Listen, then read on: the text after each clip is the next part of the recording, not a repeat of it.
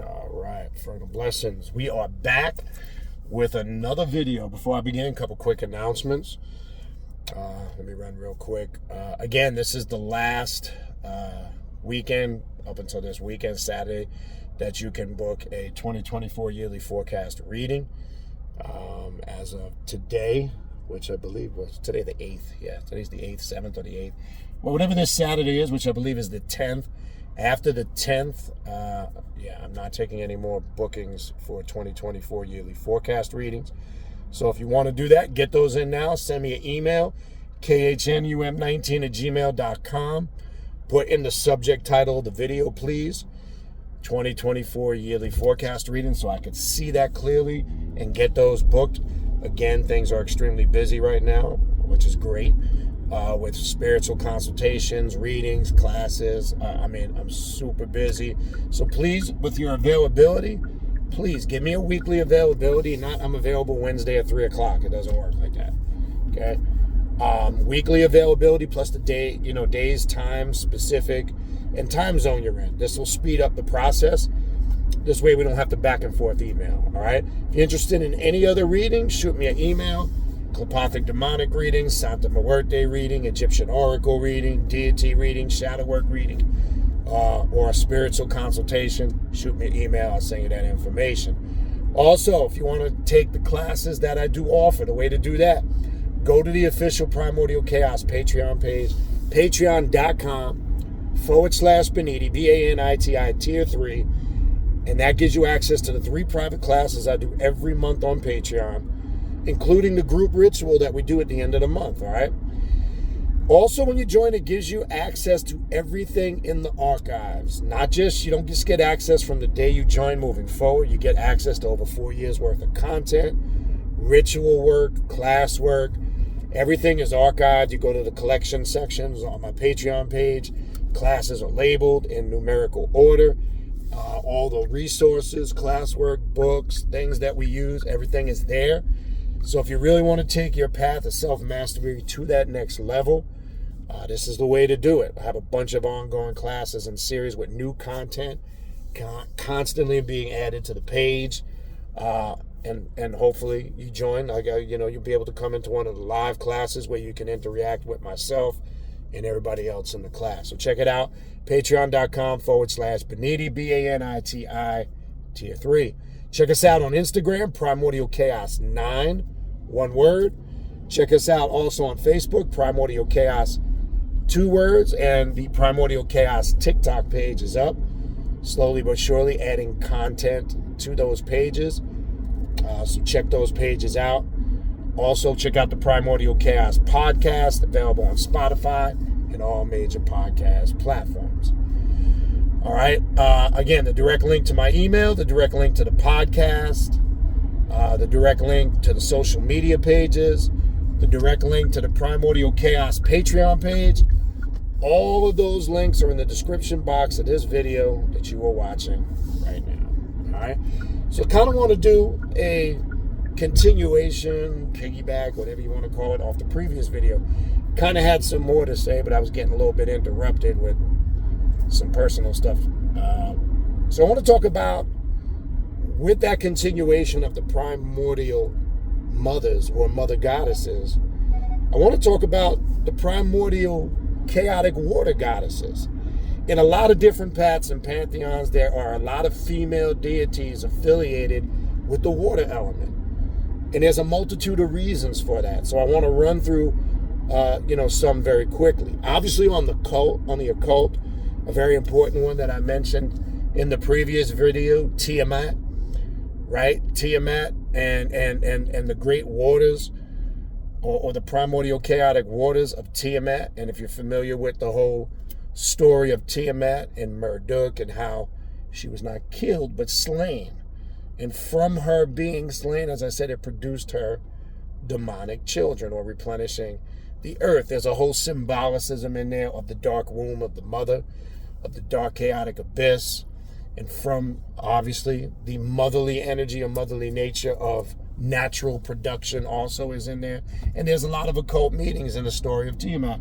Now, when you cross-reference a lot of these primordial goddesses that are connected to the water element or the chaotic waters, right? You find when you go over to Africa, a lot of African cultures have a lot of deities affiliated with, excuse me, the ocean or the water. All right, so we can go first into a very well-known path of Ifa when we talk about Yemaya and Oshun. Now, look, pay attention to the occult breakdown. Oshun is connected with fresh water, right? Yemaya is connected with the salt water, the life. Now, in the Ifa pantheon, they are connected as siblings or sisters. Yemaya represents that she has that motherly energy. She is connected to Mother Nature, the elements. But, as you know, in a lot of these systems, and especially with the Orisha, they have multiple paths, which represent what we call different masks or archetypes on the occult. And people get a little confused. So there's not just one path of Oshun. There's not just one path of Yemaya.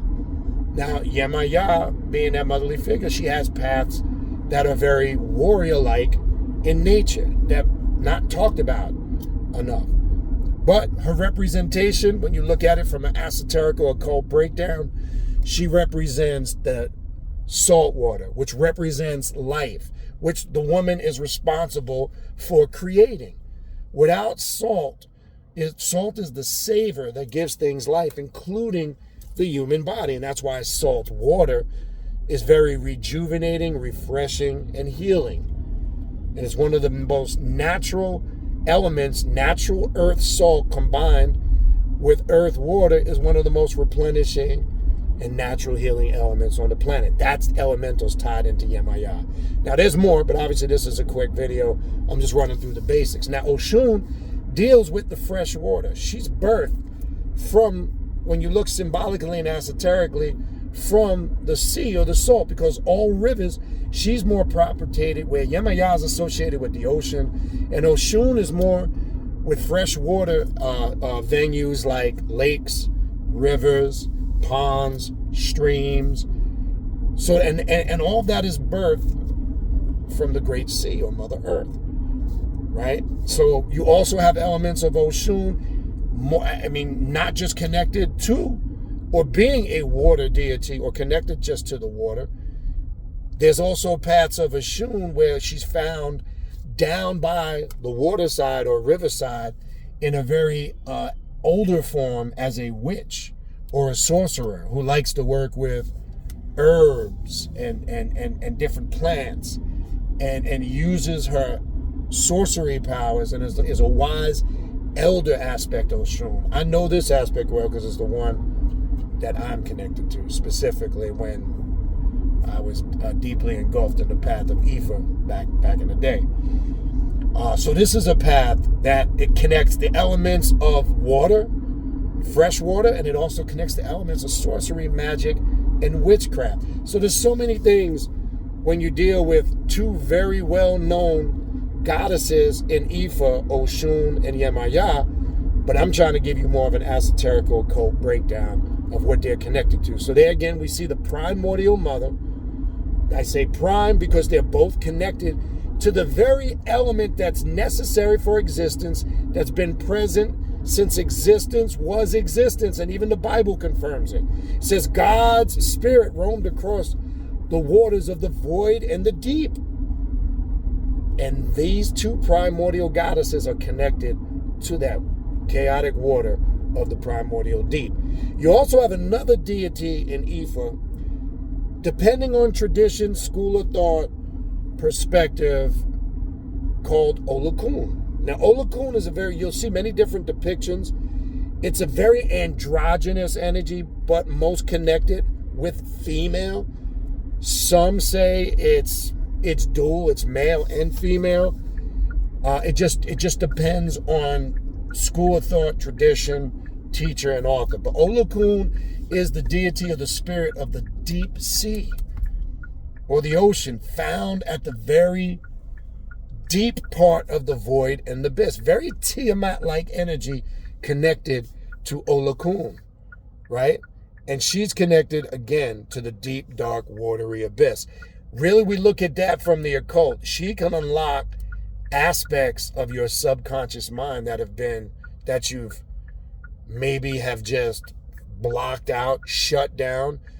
Olokun can be used how we work with Olokun, or can be used in our work, especially within shadow work, because you're going into the deep aspects of the void, of the chaotic waters of the abyss, which really that represents going into the deep aspects of your subconscious mind. Now, even in Palo and other African traditions, you got, I'm just naming some of the more known, Mamawate, you've got a bunch of different water spirits. And again, when you look at different African pantheons and spiritual system, I'm sure there's a bunch that we can throw out. But why is it the woman, more so than the male energy, the woman has that stronger connection to the water element of life? And I'm going to tell you why. Let's now shift over to ancient Egypt, and let's look at a deity in ancient Egypt called Nunet, Nun and Nunet. And there's something called the chaotic waters of Nun in ancient Egypt, right? And notice it's called the chaotic waters. Why is it called the chaotic waters? Well, real simple. What that represents, because when you look at Nun and Nunet, if you're familiar with the Ogdoads, right? The Ogdoads were water or reptilian type of beings that are synonymous with ancient Egypt, that are connected to the water. And there's a set of 8 of them, right? When you go through them, really 16, but a set of 8, male and female.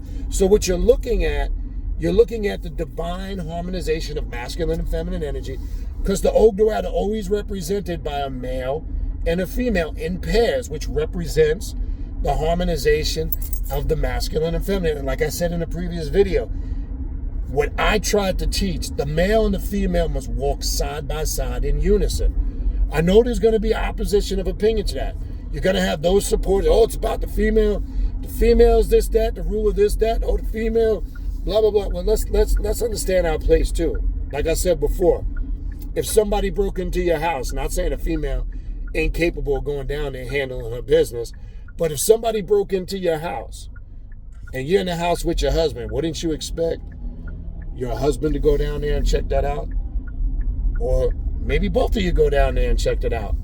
But you would want the man to go first. In nature, it's natural for certain things just to be obvious.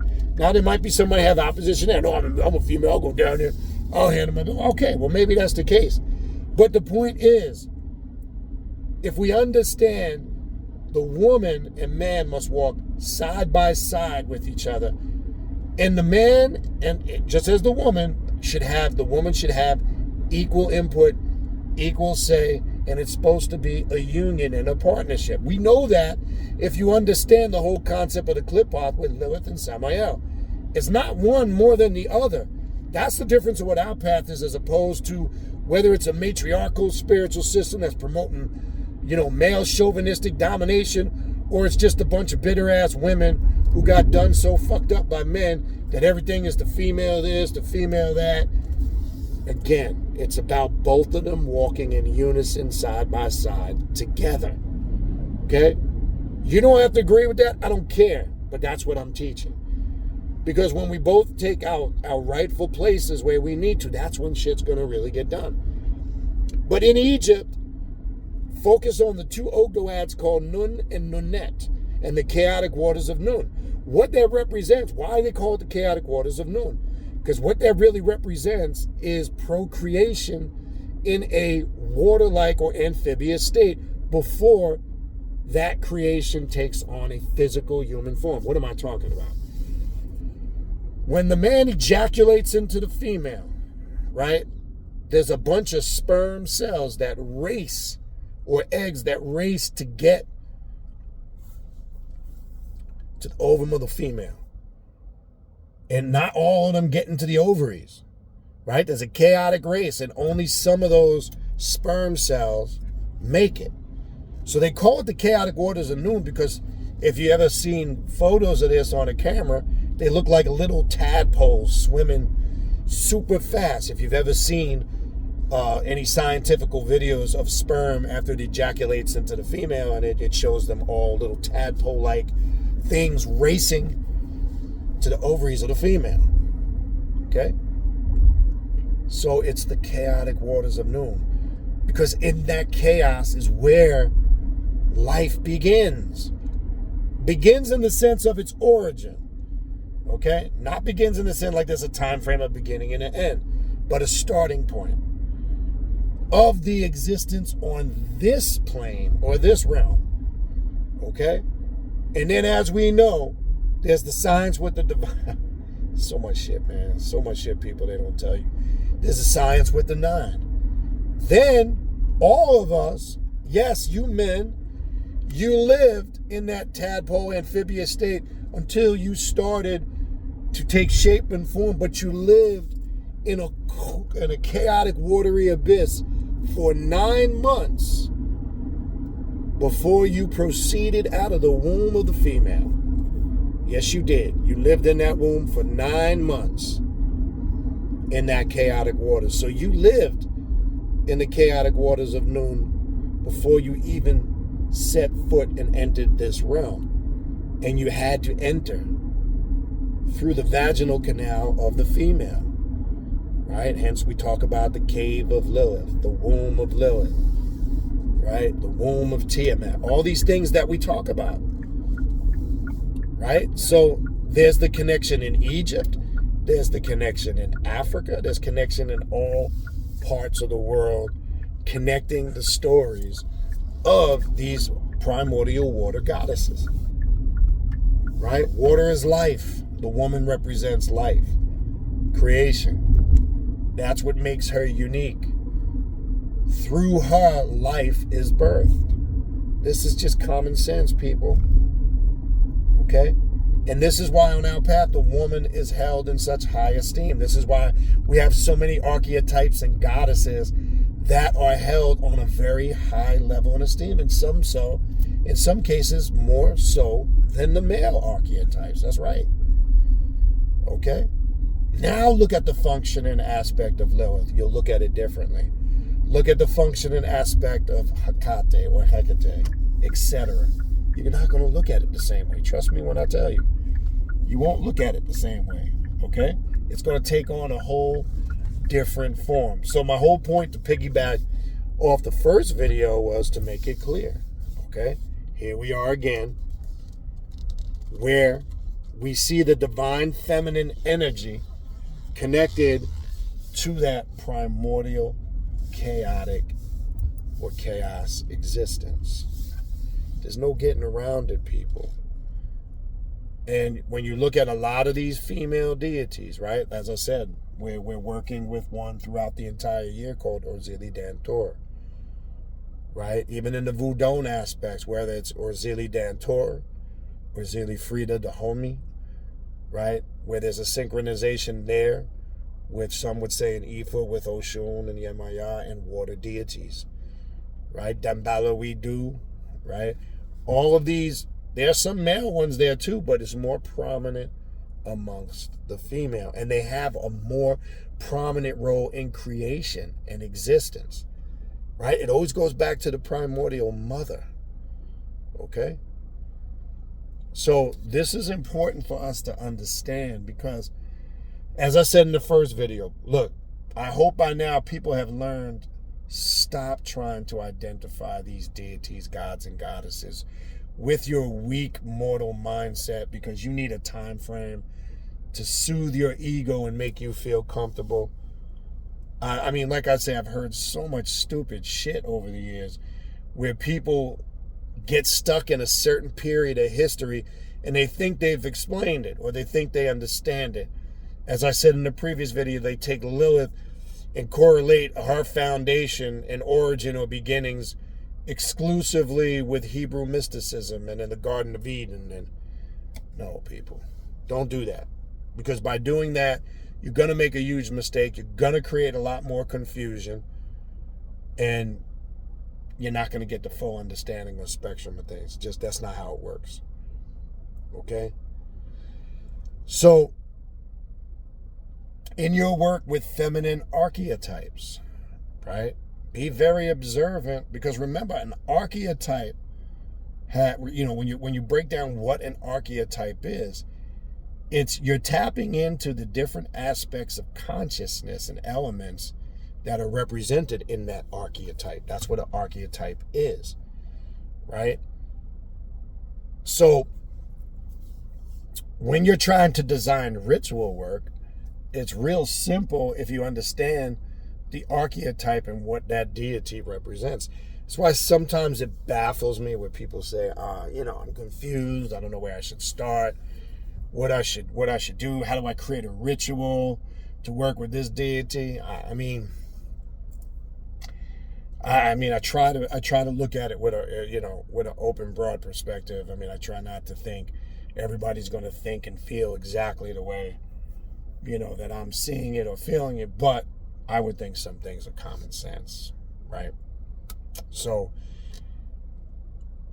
when you're working with these deities and archetypes, goddesses, gods, whatever you would like to refer to them as, because they're all of those things, you must be very knowledgeable and aware of what they represent. But the primordial mothers, whether we're talking about the primordial mothers of the void and the abyss, or we're talking about the primordial water goddess, the water goddess is connected to the primordial chaotic waters. There's a connection with all of that. That's crystal clear, okay? And this is why you see, when you're working with a lot of traditions that do offerings, the best or the most powerful offering you can give to these spirits on a lot of our paths is just fresh water. Because water is a conductor of life, and water bridges. When you're offering water to these spirits, it connects them from their realm to this realm. Water is a conductor, literally, right? And that's why it is used as offerings in many different spiritual systems. All right? So there's a connection there with the primordial mothers of the void and the abyss and the primordial chaotic water goddesses in many different cultures. Do your research, you'll see, and then we'll go from there. All right? That's kind of what I wanted to finish up and add on, because I couldn't get that in the last video. So if you didn't see the last one and you stumbled across this one, go watch that one, because these two kind of connect. Though it's dealing with something slightly a bit different, but there's a strong connection there. So go back, take a look at that video if you haven't seen it. All right? If you need to reach out to me for a spiritual reading, for a consultation, my contact email, all of that's in the description box of the video. Again, along with the direct link to the podcast, the social media pages. Also, I want to throw out there, which I didn't put in the beginning of the video, just keep pumping it out there.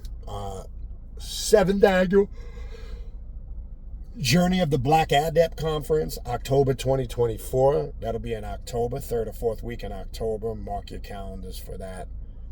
More as we get a little later in the year, around, summertime, early to midsummer is usually when I have a set date. But once I get that set date, I'll put it out there. The only reason why I have to wait until then, because people, believe it or not, people email this early about the conference. The thing is, I don't know until my son's travel hockey season schedule comes out. So I don't want to put a date out there that conflicts with that. That's the reason. So let me put that out there just so people don't have to email me. So once the schedule is released, then it's easy for me to set a date. Always try to aim to get it on that weekend of what they call Halloween, right?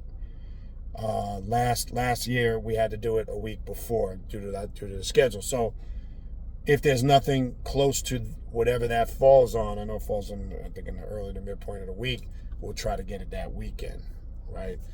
But again, I'll have 100% more certainty on that as we get spring into summer, all right?